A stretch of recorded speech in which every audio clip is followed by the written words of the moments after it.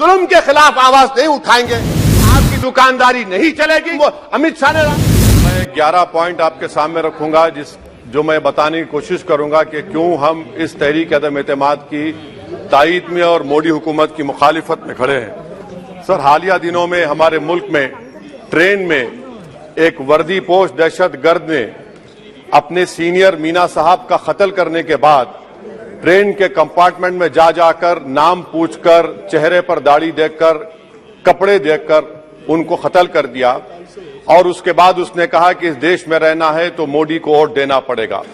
मैं हुकूमत से जानना चाहूंगा कि क्या ये अक्सरियती तबके की एक्सट्रीमिज्म और रेडिकलाइजेशन की बेहतरीन मिसाल नहीं है, और अगर है तो फिर हुकूमत इस पर क्या करेगी।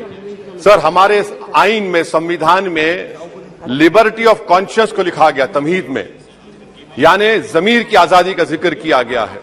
मैं हुकूमत से और खास तौर से वजीर आजम से जानना चाहता हूं कि कहां गया इस हुकूमत का जमीर, कॉन्शियस जिसको अंग्रेजी में कहते हैं, जब नूह में 750 इमारतों को बगैर ड्यू प्रोसेस फॉलो किए उनके इमारतों को मुनद्दम कर दिया गया, और इसलिए कि वो मुसलमान थे, पूरे के पूरे इलीगल थे। इसीलिए पंजाब की हाईकोर्ट और हरियाणा की हाईकोर्ट ने कहा कि ये एथनिक क्लेंसिंग है।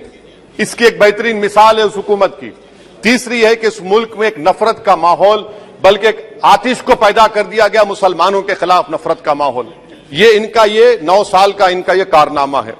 तीसरा सर, मणिपुर के ताल्लुक से कल बड़ा लंबा जवाब वजीर दाखिला ने दिया। सर, आसाम राइफल के ऊपर केस बुक हो जाता है, FIR हो जाता है। क्या हो रहा है वहां पर? कहां गया आपका कॉन्शियस, कहां गया आपका जमीर, जब वहां की महिलाओं की अस्मत रेजी की जा रही है? और आप मुख्यमंत्री को नहीं हटाना चाहते इसलिए क्योंकि वो कोऑपरेट कर रहा है। सर, मैं हरियाणा और मणिपुर के वजीर आला के लिए, किसी शायर ने अच्छा कहा था कि कुर्सी है तुम्हारा ये जनाजा तो नहीं, कुछ कर नहीं सकते तो उतर क्यों नहीं जाते। आखिर कहां गया? उन ताबूतों में खो गया कि आपका कॉन्शियस, आपका जमीर, जहां पर 50,000 लोग बेघर हो गए, यानी 6 लाख हथियारों को लूटा जा रहा है। आखिर कौन सा आप इंचार्ज वहां पर हैं? सर, 14 पॉइंट हिजाब को एक मसला बना दिया गया और मुस्लिम बच्चों को तालीम से महरूम कर दिया गया। क्या यह आपका लिबर्टी ऑफ कॉन्शियस है? कहां गया आपका जमीर? सर, अभी आपने फाइनेंस मिनिस्टर साहबा ने कहा, यहां पर DMK के मोहतरमा कनीमोजी ने महाभारत के द्रौपदी का जिक्र किया। मैं ये पूछना चाहता हूं, बिल्किस बानो इस देश की बेटी है या नहीं? जिस बिल्किस बानो को 11 लोगों ने रेप किया, प्रेग्नेंट थी, उसकी मां का रेप किया, उसकी बेटी को कत्ल कर दिया, उसकी मां का कत्ल कर दिया, आपने कातिलों को रिहा कर दिया। यह आपका कॉन्शियस है? यह आपका कॉन्शियस है? आप तो मेजोरिटेरियन पॉलिटिक्स को फरोग दे रहे हैं। सर, चौथा, आज चाइना के ऊपर कोई नहीं बोलते हैं। प्रधानमंत्री मोदी ने उस वक्त 2013 में जब प्रधानमंत्री नहीं थे, कहा था कि समस्या बॉर्डर पर नहीं, दिल्ली में है। अगर हम अपनी जमीन पर हैं तो डिसएंगेजमेंट क्यों कर रहे हैं? क्या आज चीन हमारी जमीन पर नहीं से आप बातचीत कर रहे हैं? आप डिसएंगेजमेंट कर दिए। बताइए डी एस्केलेशन, डी इंडक्शन कब होगा? मैं आपके जरिए से हुकूमत को बता रहा हूं कि अगर प्रधानमंत्री ने अहमदाबाद में शी जिनपिंग को बुलाकर झूला झुलाया था, क्या हुआ? क्या नतीजा निकला उसका? चेन्नई दिखाया, क्या नतीजा निकला? सर, इसलिए चीन पर बोलिए, चीन को उखाड़ कर फेंकिए। सर, और एक पॉइंट जिस पर मैं मुखालिफ तायीद में खड़ा हूं, हाई इन्फ्लेशन है इस मुल्क में, हाई अनएम्प्लॉयमेंट है, स्टैग्नेटिंग कंजम्पशन है। इसकी वजह से महिलाओं में हाई एनीमिया लीड कर रहा है। ये हुकूमत इसकी जिम्मेदार है। सर, कुलभूषण जाधव कहां है? पाकिस्तान में बैठा है, आप क्यों नहीं लेके आते? आप विश्वगुरु कहते हैं, कुलभूषण जाधव को भूल गए आप। कतर में 8 नेवी ऑफिसर 1 साल से जेल में हैं, आप नहीं ला सके उनको।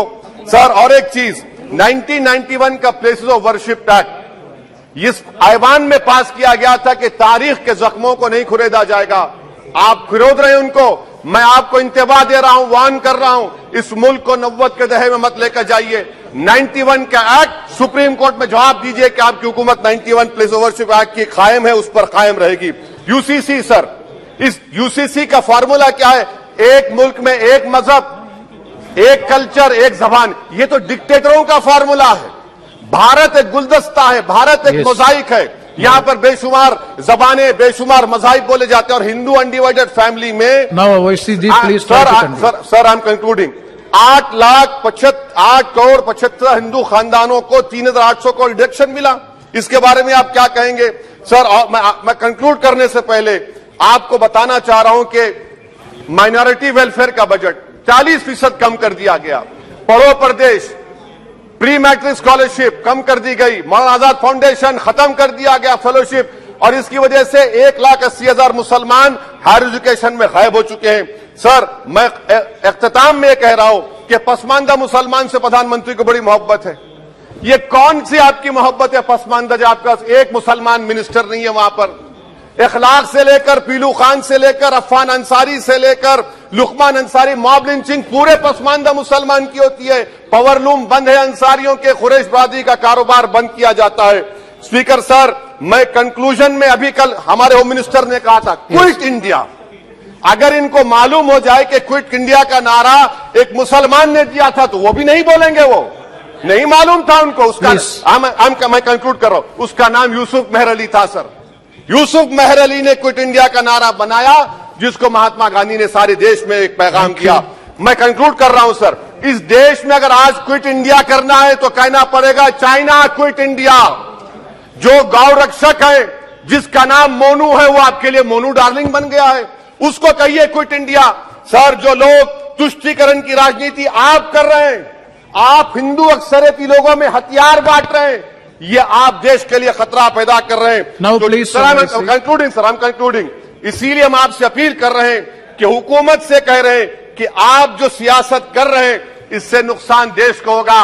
प्रधानमंत्री जब खड़े होकर जवाब देंगे, हम उनसे पूछना चाह रहे हैं, पॉइंटेड क्वेश्चन है, क्या देश बड़ा है या हिंदुत्व गोलवालकर की आइडियोलॉजी बड़ी है? मैं इस तहरीक अदम एतमाद की तायद में खड़ा हूं और हुकूमत की मुखालिफत में। सर, एक आधा मिनट सर, दो लोग, दो महाज है इस मुल्क में, एक चौकीदार है, एक दुकानदार है।